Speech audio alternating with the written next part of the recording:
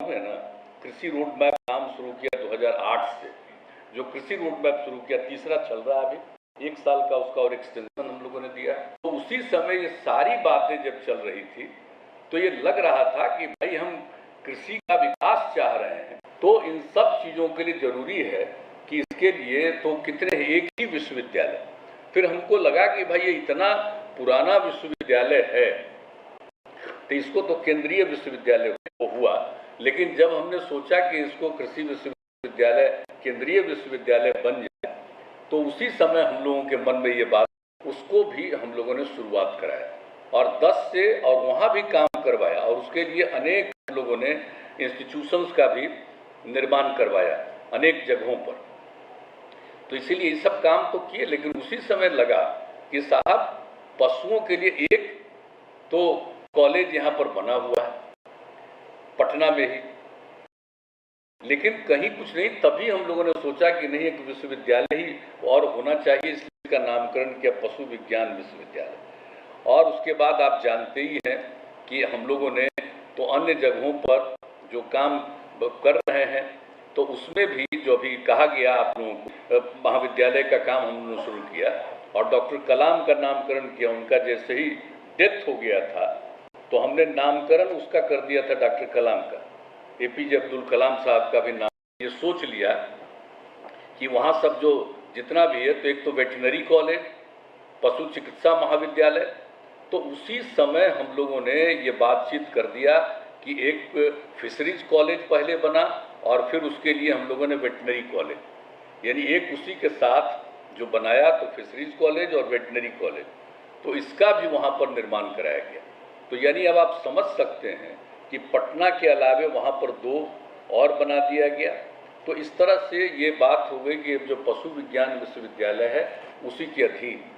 तो सबसे पहले जब हम लोगों ने बनाया था सबौर का, मतलब जो बिहार कृषि विश्वविद्यालय सबौर में बनाया, तो उसी समय जो पटना का ये था कॉलेज, इसको हम लोगों ने शिफ्ट किया उसी में।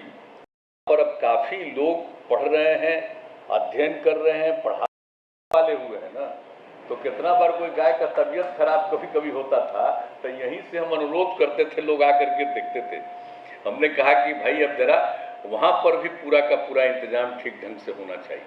तो ये काम तो कई वर्षों से पहले से हुआ, तो अब इसका हो जाए और अब विश्वविद्यालय जो नए रूप में आ जाएगा, जो जब बन करके तैयार हो जाएगा, ये कितना अच्छा हो जाएगा। और जो कुछ आप सब लोगों ने बता दिया कितने तरह के बिल्डिंग बनेंगे, तो उसमें भवनों में अकादमिक एवं प्रशासनिक भवन, आधुनिक पशु चिकित्सालय एवं पशु प्रजनन केंद्र, कृषि किसान प्रशिक्षण केंद्र भी यहाँ रहेगा।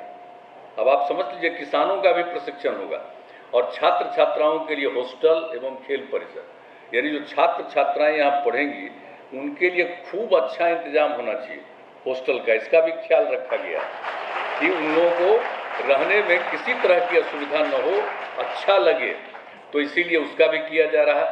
और उसके लिए और खेल परिसर, ताकि खेल कूद भी वो करे, खाली पढ़े नहीं बल्कि खेल परिसर भी हो, तो ये सब भी काम किया जा रहा। और विश्वविद्यालय के कर्मियों हेतु आवासीय भवन, तो यानी सब तरह के जो प्रोफेसर हैं, दूसरे सब लोग हैं, सारे लोगों के लिए भी भवन होना चाहिए ताकि किन्हीं को कोई असुविधा नहीं हो। तो इसके लिए सब बनाया जा रहा। और मुझे पूरी उम्मीद है कि हम तो ये भवन निर्माण विभाग से चाहेंगे कि भाई जरा, आज मंत्री जी का लंबा भाषण हुआ है तो जरा सा इसका जरा विकास भी, तो बहुत संक्षेप में जो सचिव है वो बोल दिए, लेकिन हम चाहेंगे कि जरा विशेष ध्यान दीजिएगा। अगर इसमें तेजी से काम होगा और ये तेजी से बन करके तैयार होगा तो हमको बहुत खुशी होगी। हम ये आप सब लोगों से ये आग्रह करेंगे।